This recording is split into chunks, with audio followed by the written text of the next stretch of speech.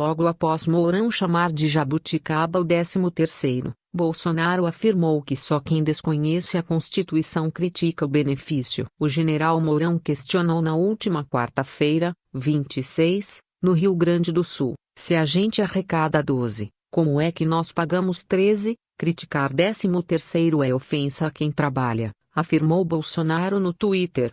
O candidato à presidência da República, Jair Bolsonaro, PSL, disse na última quinta-feira, 27, em sua página no Twitter que só critica o 13º salário quem desconhece a Constituição. Em palestra na última quarta-feira, 26, na Câmara de Dirigentes Lojistas de Uruguaiana, Rio Grande do Sul, o general Hamilton Mourão, candidato a vice-presidente na chapa de Bolsonaro, defendeu o pensamento liberal na economia e discursou contra fatores que, segundo ele, encarecem a contratação de mão de obra. Nessa fala, ele chamou o 13º de jabuticaba. No fim da tarde, divulgou nota na qual afirmou que teve a declaração interpretada de forma equivocada e de forma descontextualizada. Temos algumas jabuticabas que a gente sabe que são uma mochila nas costas de todo empresário. Jabuticabas brasileiras, 13º salário. Se a gente arrecada 12, como é que nós pagamos 13? É complicado. E é o único lugar onde a pessoa entra em férias e ganha mais. É aqui no Brasil. Então, são coisas nossas. A legislação que está aí é sempre aquela visão social, mas com o chapéu dos outros, e não com o chapéu do governo, afirmou Mourão. Na última quinta-feira, 27, Bolsonaro publicou no Twitter: o 13º salário do trabalhador está previsto no artigo 7º da Constituição em capítulo das cláusulas pétreas, não possível de ser suprimido sequer por proposta de emenda à Constituição. Criticá-lo, além de uma ofensa a quem trabalha, confessa desconhecer a Constituição. Declaração descontextualizada. No final da tarde, a assessoria de Mourão divulgou nota na qual afirma que a declaração dele sobre o 13º salário foi descontextualizada ou interpretada de forma equivocada.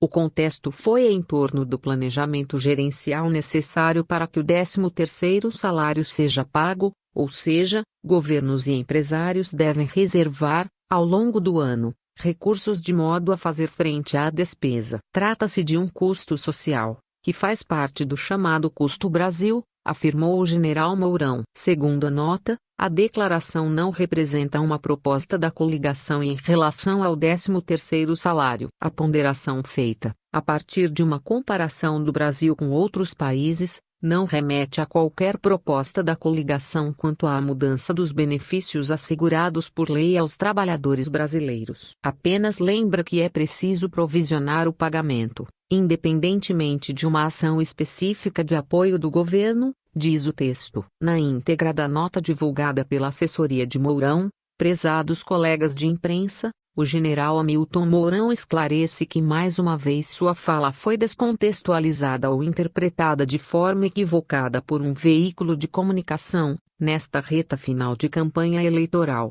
O contexto foi em torno do planejamento gerencial necessário para que o 13º salário seja pago, ou seja, governos e empresários devem reservar, ao longo do ano, recursos de modo a fazer frente à despesa. Trata-se de um custo social, que faz parte do chamado Custo Brasil. Mourão reforça: a ponderação feita, a partir de uma comparação do Brasil com outros países, não remete a qualquer proposta da coligação quanto à mudança dos benefícios assegurados por lei aos trabalhadores brasileiros. Apenas lembra que é preciso provisionar o pagamento, independentemente de uma ação específica de apoio do governo. E que ainda assim, os brasileiros, os empresários e o governo arcam com o bônus e o ônus dessa realidade. Espera-se que no Brasil, no futuro, com Jair Bolsonaro presidente, os trabalhadores tenham melhores salários, condizentes com as necessidades.